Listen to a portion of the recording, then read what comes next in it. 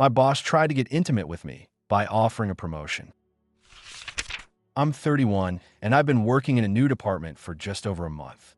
My direct supervisor, Levi, a fictional name, is 39, immediately showed interest in me and started mentoring me on how to succeed in business. It felt incredible. All his advice, all his wisdom, actually helped me a lot. After a week, he asked me to stay for overtime on the weekend, and of course, I agreed. That Saturday, he began sharing his personal intimate experiences for the first time. He was completely relaxed, and I tried to stay calm too, so I continued the conversation. After that, he constantly suggested having a beer together at my place even. Eventually, I agreed and invited him over. We talked about work and of course about intimacy again. He managed to secure something like a half promotion for me, the best he could do without others thinking I was his favorite. A couple of weeks later, he again showed up at my place, telling me I should have 3 beers that day, and if he drank more than 3, I would be in trouble. You can guess what happened. He came over to drink beer, told me to stand and turn around, and kept saying I was incredible, that I was like a Ferrari and I needed the right driver, and all that nonsense. Fortunately, he left, and later he messaged me asking if he could test the Ferrari. He claimed he wanted to teach me to separate emotions from work and that my feelings shouldn't stop me from getting a promotion. And of course, for that, we needed to talk on the phone because he supposedly hated writing.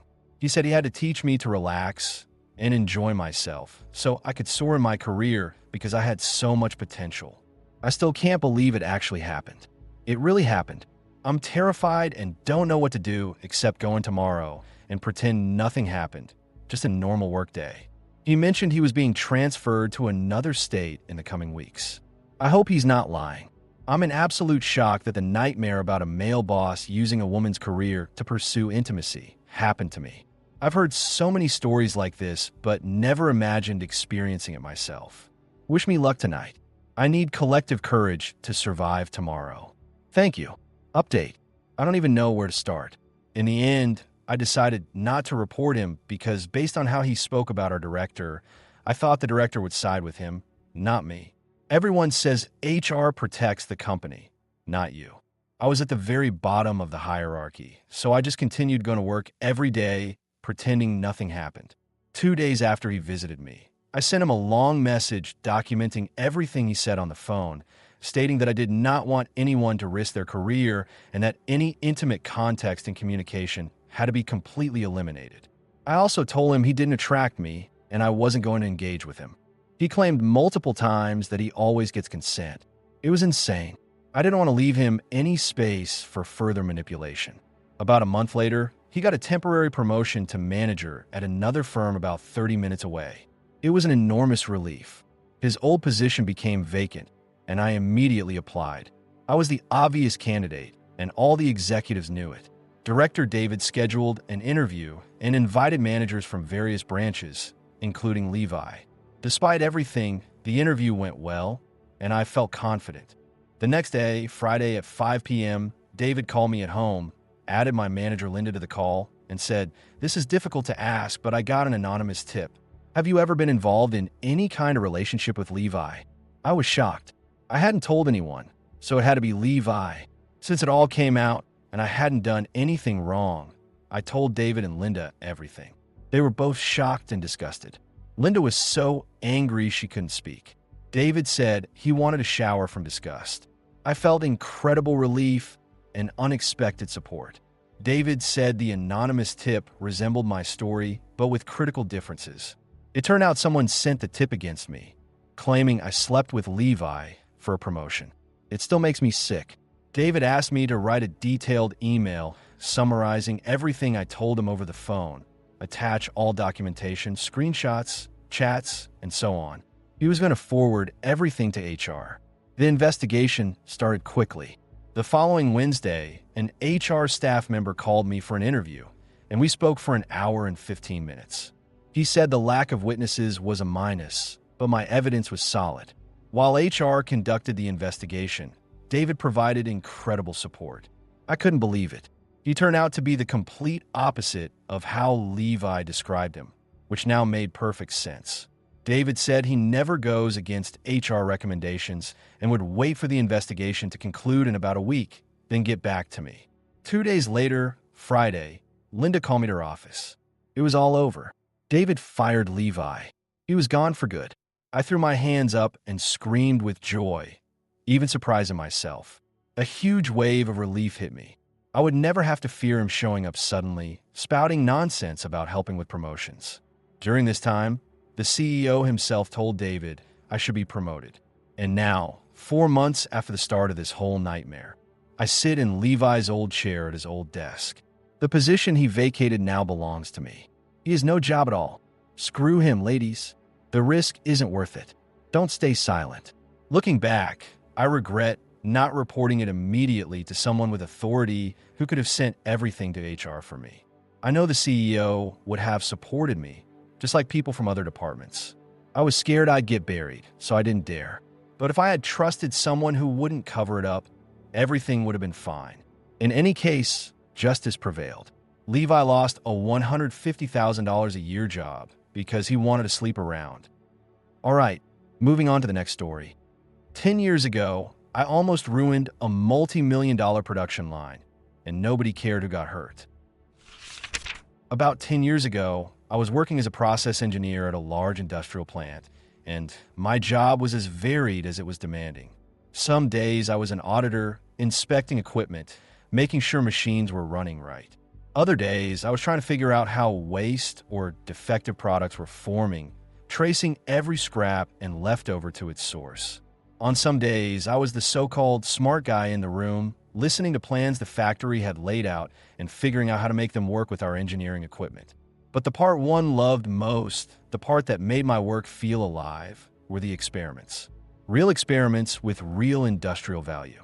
Testing changes in chemical components, tracking them through the process, checking every stage, seeing if it would hold up. If it passed, we'd start the process to make that change permanent in the product we sold. I wasn't a manager, but during these experiments, I had basically total control over the process and the people to run things the way I thought was right. I ran hundreds of tests every year, and I did it well. One day, I got a call I wasn't expecting with 5 engineers from neighboring department I barely knew and a new engineer from corporate I had never met. Normally, my corporate contacts were great. We had productive conversations about improving plant processes, and they brought chemical expertise I didn't have or couldn't apply at the plant level. But this call was different. There were no discussions, no debate. They told me, in no uncertain terms, that my product wasn't sticky enough for the next stage, and I had to make it stickier.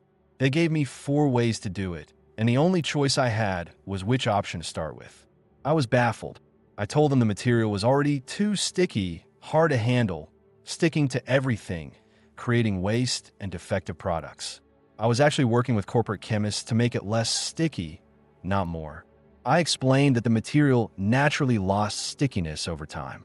In the first few days, it was very sticky, but it settled into the correct level. We guaranteed it would stay sticky for at least 7 days, verified by audits. If it sat longer, it was their fault, probably because someone broke the handling rules. This wasn't a chemical problem, it was logistics and personnel. But I was outvoted, 1 against all. They said it didn't matter. They were the client, and their client demanded results. I had never been treated like this in my career, and I didn't like it. A few days later, a corporate test appeared in my schedule, and I used the word test loosely. It was amateurish at best, missing critical information. Sample size was unclear, no shipping instructions, multiple other details missing. Clearly, this test hadn't even left planning. I told my boss that this experiment was unhelpful, misaligned with our chemical goals, and incomplete.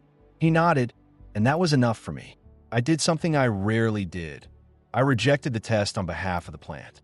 I'd done it only a few times before, always with agreement from corporate to develop a better test. This was my first real rejection, and I hoped it would be my last. Weeks later, I saw the same test back in my schedule. I was furious.